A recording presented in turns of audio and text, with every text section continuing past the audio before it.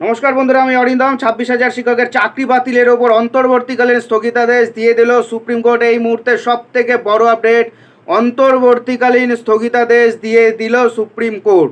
এখনই তাদের চাকরি কিন্তু বাতিল হচ্ছে না, তবে 16 জুলাই কিন্তু শুনানি কিন্তু হবে এবং সেই দিনে তো রায় চলে আসবে। মারাত্মক মারাত্মক শুনানি হয়েছে আগের দিন। এতক্ষণ শুনানি কোনোটার ক্ষেত্রে হয় না। সেই সকাল 11টা থেকে 10:30 11টা থেকে শুরু হয়েছে, বিকেল 5টা পর্যন্ত কিন্তু টানা কিন্তু শুনানি হয়েছে। মাঝখানে 1 ঘন্টা ছিল ওয়াটার ব্রেক। আজকে আলোচনা করব যে সুপ্রিম কোর্ট কি কি রায় দিয়েছে, কি কি হবে বা কি কি হতে চলেছে। এখনই কিন্তু 2 মাসের জন্য স্বস্তির খবর, তবে বেতন ফেরত কিন্তু দিতে কিন্তু হবেই, এটা বলে দিচ্ছি। বেতন ফেরত দিতে কিন্তু হবেই। ভিডিওটা কন্টিনিউ করুন। 26,000 শিক্ষকের চাকরি বাতিলে স্থগিতাদেশ জারি করল সুপ্রিম কোর্ট, তবে চূড়ান্ত রায় ঘোষণা 16 জুলাই। কলকাতা হাইকোর্টের নির্দেশে আপাতত স্থগিতাদেশ, তবে চাকরি হারার অযোগ্য প্রমাণিত হলে 12% হারে সুদে বেতন ফেরত দিতেই হবে বলে জানিয়েছে সুপ্রিম কোর্ট। একই সঙ্গে জানিয়েছে সিবিআই কিছু মামলার তদন্ত চালিয়ে যাবে। মূল যে ঘটনাটা ঘটেছিল, প্রথমে বলেছিল ওইদিকে 4টের দিকে বলেছিল স্থগিতাদেশ হবে কি হবে না। শর্তাধীন স্থগিতাদেশ নয় মন্তব্য সুপ্রিম কোর্ট, কোনো শর্তাধীন স্থগিতাদেশ দেব না প্রথমে বলেছিল। তারপরে বলেছিল এসএসসি নিয়ে দীর্ঘ শুনানি সুপ্রিম কোর্টে চলছিল আপনার 4টের পরেও। তারপরে এখনই কোনো স্থগিতাদেশ দিচ্ছে না মন্তব্য সুপ্রিম কোর্টের।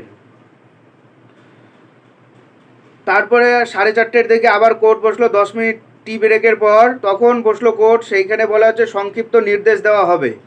নির্দেশ ঠিক 5টার কিছুক্ষণ আগে থেকে, অর্থাৎ 4:30 দিক থেকে কিন্তু নির্দেশ বলা আবার শুরু হয়ে গেল। নির্দেশগুলো কি দিয়েছে? প্রথমে দিয়েছে চাকরি বাতিল নিয়ে আদালত মন্তব্য করেছেন 5টার দিকে এবং স্থগিতাদেশ দিয়ে দিল সুপ্রিম কোর্ট। কোন কোন বিষয়ে স্থগিতাদেশ পড়েছে? 2016 সালে এসএসসি প্রক্রিয়ায় 25,753 জনের চাকরি বাতিলের নির্দেশে আপাতত স্থগিতাদেশ দিয়েছে সুপ্রিম কোর্ট। প্রধান বিচারপতি জানালেন এখনই চাকরি বাতিল করা হচ্ছে না। কেন স্থগিতাদেশ তার ব্যাখ্যা দিয়ে সুপ্রিম কোর্টের বিচারপতি বলেন, যদি যোগ্য অযোগ্যতা আলাদা করা সম্ভব হয় তাহলে গোটা প্যানেল বাতিল করা যাবে না। তবে এই নির্দেশ চূড়ান্ত নয়, এই স্থগিতাদেশ অন্তর্বর্তীকালীন। 16 জুলাই এই মামলার নির্দেশ ঘোষণা করা হবে বলে জানিয়ে দিয়েছে সুপ্রিম কোর্ট। সুপ্রিম কোর্টের এই নির্দেশের পর বিকাশবাবু বলেন আপাতত স্থগিতাদেশ দিয়েছে, চাকরি বহাল এদের থাকছে। ওদের একটা মুচলেখা দিতে হবে, সিবিআই তদন্ত চালিয়ে যাবে। কয়েকজন খুব লাফালাফি করছিল অভিজিৎ গঙ্গোপাধ্যায় করে, এটা কোনো রাজনীতির জায়গা নয়। অন্যদিকে রাজ্যের যে যিনি প্রাক্তন মুখপাত্র, তৃণমূলের প্রাক্তন মুখপাত্র কুণাল ঘোষ বলেছিলেন রাজ্য সরকার বা তৃণমূল কংগ্রেস বারবার যে কথা বলেছিল মানবিকতা, চাকরি না খাওয়ার কথা, তারই ইতিবাচক প্রতিফলন আপাতত সুপ্রিম কোর্টের নির্দেশ বোঝা যাচ্ছে। চাকরি বাতিল নিয়ে আদালত কি বলেছিল? চাকরি বাতিল নিয়ে আদালত বলেছিল পৃথকীকরণ যেখানে সম্ভব সেখানে শুধু যাদের বিরুদ্ধে অভিযোগ তাদের পদক্ষেপ নেওয়া যেতে পারে। রাজ্য এসএসসি কেউ সেই পর্যায়ে নেই যে ভবিষ্যতে দুর্নীতিতে রুলড আউট করা যাবে, প্রশ্ন সুপ্রিম কোর্টের। নির্দেশ বলতে শুরু করলেন বিচারপতি। এসএসসি চাকরি বাতিল নির্দেশ দেওয়ার প্রক্রিয়া শুরু করলেন সুপ্রিম কোর্টের প্রধান বিচারপতি। সমস্ত পক্ষ কী যুক্তি দিয়েছে তা বলছেন 3 বিচারপতির বেঞ্চ। সব পক্ষের বক্তব্যের মূল অংশগুলি বলা শেষ হলে তবে বলা যাবে নির্দেশ। ইতিমধ্যে শর্ত সাপেক্ষ স্থগিতাদেশের ইঙ্গিত মিলেছে কোর্টের বক্তব্যে। লোকসভা ভোট পর্ব শেষে জুলাই মাসে পরবর্তী শুনানির কথা বলা হয়েছে, তবে স্পষ্ট করে কোনো নির্দেশ দেয়নি সুপ্রিম কোর্ট। এখন দেখার বিষয় সংক্ষিপ্ত নির্দেশে সুপ্রিম কোর্ট কি বলেছে। টি ব্রেকের পরে সুপ্রিম কোর্ট আবার বসলো, সেখানে সংক্ষিপ্ত নির্দেশ। এসএসসি চাকরি বাতিল মামলায় সব পক্ষের বক্তব্য শোনার পর সংক্ষিপ্ত নির্দেশ দেবে বলে জানিয়েছে সুপ্রিম কোর্ট। তাই 10 মিনিটের টি ব্রেক নিয়ে ফিরলেন বিচারপতিরা, আবার বসলো আদালত। এখনই কোনো স্থগিতাদেশ দিচ্ছে না। ব্রেকের পর হঠাৎ করে বলে উঠলেন এখনই কোনো স্থগিতাদেশ দিচ্ছে না, হঠাৎ করে মন্তব্য সুপ্রিম কোর্টের প্রধান বিচারপতি। সুপ্রিম কোর্টের প্রধান বিচারপতির বক্তব্য শুনে হঠাৎই বললেন হাইকোর্টের রায়, এখনই কোনো স্থগিতাদেশ দিচ্ছি না, সিবিআই তদন্ত চালিয়ে নিয়ে যাবে, আমরা জুলাইতে আবার মামলা রাখছি, এখন শুধু সব পক্ষকে নোটিশ জারি করছি। এরপরে আইনজীবী প্রাক্তন বিচারপতি অভিজিৎ গঙ্গোপাধ্যায়কে নিয়ে বলতে গেলে তাকে থামিয়ে দিয়ে বিচারপতিরা বলেন আমরা তার আচরণ নিয়ে কথা বলতে বসিনি। আইনজীবী অভিষেক মনু সিংভি আদালতের কাছ থেকে 2 মিনিটের সময় চান কিছু বলার জন্য, কিন্তু জবাবে প্রধান বিচারপতি বলেন, আমরা সব পক্ষের বক্তব্য শুনেছি, এরপরে বিস্তারিত শুনানিতে বাকিটা শোনা হবে। সব পক্ষের বক্তব্য শোনার শেষে নিজেদের মধ্যে আলোচনা করে 10 মিনিটের বিরতি নিলেন বিচারপতিরা। জানালেন ফিরে এসে সংক্ষিপ্ত নির্দেশ দেবেন। এসএসসি দীর্ঘ শুনানি চলেছে সুপ্রিম কোর্টে। মূল মামলাকারীদের আইনজীবী মানিন্দার সিং বলেন, ওএমআর শিট মেলানো সম্ভব নয়। প্রত্যেকের 2টো করে ওএমআর শিট হবে, একটি এসএসসির কাছে থেকে অন্যটি নাইসার কাছ থেকে পাওয়া যাবে। এবার কোনো ওএমআরে কারচুপি হয়েছে কীভাবে নির্ণয় করা সম্ভব? এর থেকে নতুন করে নিয়োগ প্রক্রিয়া করা শুরু করাই ভালো।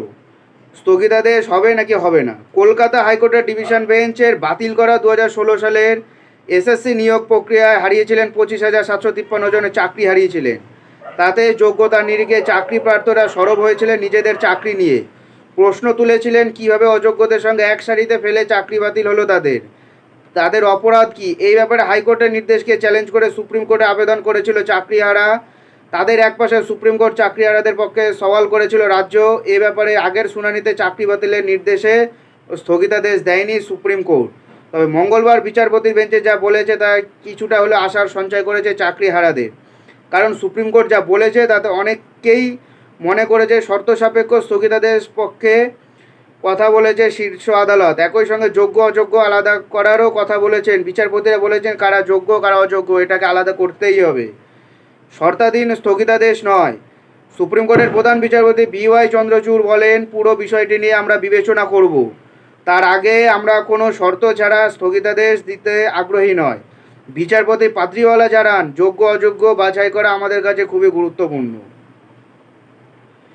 প্রক্রিয়া অবৈধ হলে নিয়োগ প্রক্রিয়া বাতিল হবেই। বিকাশবাবুর বক্তব্য শোনার পর প্রধান বিচারপতি বললেন, নিয়োগ প্রক্রিয়া অবৈধ যদি হয় তাহলে পুরো প্যানেল বাতিল হয়ে যাবে। বিপরীত পক্ষের বক্তব্য শুরু করলেন বিচারপতি, সওয়াল করলেন বিকাশ। প্রধান বিচারপতি বলেন, এবারে বিপরীত পক্ষের বক্তব্য শোনা হবে। সওয়ালে শুরু করলেন দুর্নীতি মামলাকারীদের আইনজীবী বিকাশ রঞ্জন ভট্টাচার্য। তিনি বললেন, টাকার বিনিময়ে বাজারে চাকরি বিক্রি হয়েছে। প্রধান বিচারপতি, ওএমআর শিট নিয়ে আপনার অবস্থান কি? মানে ওএমআর শিট নিয়ে আপনি কি ভাবছেন?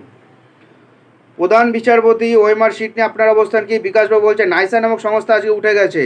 ওই সংস্থাকে মূল্যায়নের দায়িত্ব দেওয়া হয়েছিল। সিবিআই সেখান থেকে ওএমআর উদ্ধার করেছিল, এসএসসি তা গ্রহণ করে। 23,123 জনের চাকরি সুপারিশ দেওয়া হয়েছিল। বেআইনি নিয়োগ হয়েছিল 8,324 জনের। প্রধান বিচারপতি বলেছিল, তাহলে পুরো নিয়োগ প্রক্রিয়া বাতিল চাইছেন কেন? বিকাশবাবু বলেন, কারণ এটা একটা বিরাট দুর্নীতি হয়েছে, পুরো নিয়োগ প্রক্রিয়াটা অবৈধ। যোগ্য অযোগ্য আলাদা করার মতো উপযুক্ত তথ্য আছে? এটাকে এসএসসিকে জিজ্ঞাসা করেছিলেন বিচারপতি। এসএসসির উদ্দেশ্যে প্রধান বিচারপতি প্রশ্ন করেন, যোগ্য অযোগ্যতা আলাদা করার জন্য আপনাদের কাছে আজও কোনো উপযুক্ত কি তথ্য কি আছে? প্রাক্তন বিচারপতি, হাইকোর্টের প্রাক্তন বিচারপতি অভিজিৎ গঙ্গোপাধ্যায়ের বিরুদ্ধে পদক্ষেপ করা উচিত। চাকরিহারাদের আইনজীবী আদালতে বলেন, প্রাক্তন বিচারপতি অভিজিৎ গঙ্গোপাধ্যায়ের বিরুদ্ধে পদক্ষেপ করা উচিত, কারণ তিনি ইন্টারভিউতে বলেছেন তাকে রাজনীতিতে নামার জন্য আহ্বান করা হয়েছে। তার বিরুদ্ধেও পদক্ষেপ করা হোক। প্রধান বিচারপতি বলেন, আমার মনে হয় মামলার মূল বিষয়ে ফেরা উচিত। চাকরিহারাদের আদালতে প্রশ্ন, ওএমআর শিট সঠিক নয় বলছেন। চাকরিহারাদের আইনজীবী যুক্তি শুনে প্রধান বিচারপতি বলেন, আপনি কি বলছেন, ওই ওএমআর শিট কি ঠিক নয়? আইনজীবী বলছে, সেটা না, তদন্তে সবটা প্রমাণিত হয়নি। আমাদের প্রশ্ন, তদন্ত প্রমাণ হওয়ার আগেই কি করে এত হাজার শিক্ষকের চাকরি বাতিল হয়ে গেল? সিবিআইয়ের উদ্ধার করা ওএমআর শিট বিশ্বাসযোগ্য নয়, চাকরিহারাদের জানালেন আদালত। চাকরিহারাদের আইনজীবীরা আদালতকে জানালেন, সিবিআই যে ওএমআর শিট উদ্ধার করেছে তার বিশ্বাসযোগ্যতা নিয়ে সন্দেহ রয়েছে, কারণ ওই ওএমআরের সমস্ত শিট নাইসার দপ্তর থেকে উদ্ধার হয়নি, পাওয়া গেছে সংস্থার একজন প্রাক্তন কর্মী পঙ্কজ বানসালের বাড়ি থেকে। অবৈধভাবে কেউ চাকরি পায়নি, প্রশ্ন বিচারপতি। চাকরিহারাদের আইনজীবী সওয়াল শুনে সুপ্রিম কোর্টের প্রধান বিচারপতি প্রশ্ন করেন, আপনি কি বলতে চাইছেন, অবৈধভাবে কেউ চাকরি পায়নি? চাকরিহারাদের আইনজীবী, বৈধ এবং অবৈধ একই তুলি দিয়ে রং করা হয়েছে। 5 বছর ধরে চাকরি করছেন, বেআইনি নিয়োগ হয়নি, তারপরেও চাকরি গেল বহু শিক্ষকের। চাকরিহারাদের আরও এক আইনজীবী আদালতে এও জানালেন, যোগ্যদের আলাদা করা সম্ভব যদি ওএমআর শিটের মিরর ইমেজ সঠিকভাবে করা হয়ে থাকে। প্রধান বিচারপতি কিসের ভিত্তিতে জোর দিয়ে বলছেন যোগ্যতা আলাদা করা সম্ভব? আইনজীবী বলছে, সিবিআই যে তালিকা দিয়েছে তা থেকে এটা করা যাবে। প্রমাণ নেই, অথচ এক কথায় 26,000 শিক্ষকের চাকরি গেল। সুপ্রিম কোর্টে সওয়াল করলো চাকরিহারাদের। আদালতে চাকরিহারাদের আইনজীবী বলেন, সিবিআই উদ্ধার করা ওএমআর শিটের কোনো আইনি বৈধতা নেই। 65 এভিডেন্স আইন অনুযায়ী বৈদ্যুতিন তথ্যের কোনো সার্টিফিকেট নেই, অথচ এক কথায় 26,000 শিক্ষকের চাকরি চলে গেল। তার যুক্তি, 65 আইনের ধারা মেনে শংসাপত্র না থাকলে প্রযুক্তির দিক থেকে বড় প্রভাব কিন্তু পড়তে পারে। সুপ্রিম কোর্টে সওয়াল করলো সুপ্রিম কোর্টে সওয়াল শুরু করলো চাকরিহারাদের আইনজীবী প্রতীক ধর। এর আগে পশ্চিমবঙ্গের রাজ্য সরকার, এসএসসি এবং মধ্যশিক্ষা পর্ষদের বক্তব্য শুনেছে শীর্ষ আদালত। প্রতীকী বলেন, ওএমআর শিটের তথ্য সিবিআই হাতে পেয়েছে, তাতে 65 এভিডেন্স অ্যাক্ট প্রমাণ করা হয়নি। কোন কোন বিচারপতি বেঞ্চ? সুপ্রিম কোর্টের প্রধান বিচারপতি ছিলেন ভিওয়াই চন্দ্রচূড়, বিচারপতি জেবি পাদ্রিওয়ালা আর বিচারপতি মনোজ মিশ্রর বেঞ্চে কিন্তু হয়েছে। এখন দেখা যাক, তবে যেটা সুপ্রিম কোর্ট, এটা এসএসসি জানিয়েছে যে 8,500-এর মতন কিন্তু অবৈধ চাকরি কিন্তু হয়েছে, 8,500-এর মতন। এখন 16 জুনের মধ্যে পর্যন্ত অপেক্ষা করে থাকতে হবে, দেখা যাক।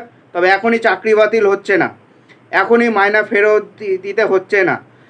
যদি কেসে হেরে যায়, যদি চাকরি বাতিল হয়ে যাবে, যার চাকরি বাতিল হবে তাকে 12% হারে পুরো মাইনাটা পরিশোধ করতে হবে। সুপ্রিম কোর্ট কিন্তু আজ অর্ডার করে জানিয়ে দিয়েছে। এটাই হলো আজকেকার আপডেট। এরকম আপডেট পেতে হলে চ্যানেলকে সাবস্ক্রাইব করুন। নমস্কার।